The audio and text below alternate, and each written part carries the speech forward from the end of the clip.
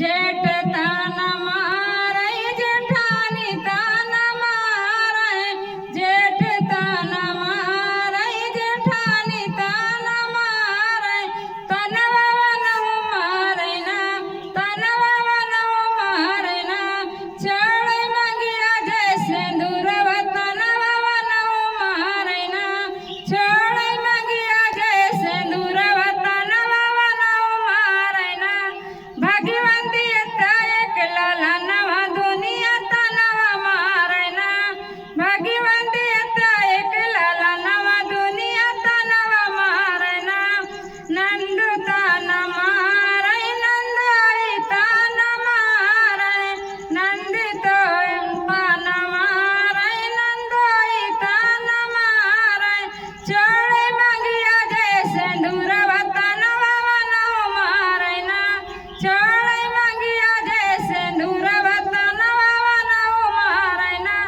भाग्यवंती एक लाला नवा दुनिया तनवा मारे ना भगवंती एक लाला नवा दुनिया तनवा मारे ना।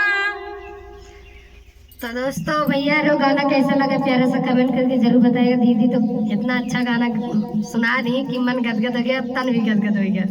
ठीक है ना, बहुत अच्छा लगता है। आप लोग आगे ही सपोर्ट करते रहिए। दीदी चैनल का नाम बता दे तुम्हें। भैया हमारे चैनल का नाम तारावती अवधि लोकगीत 123।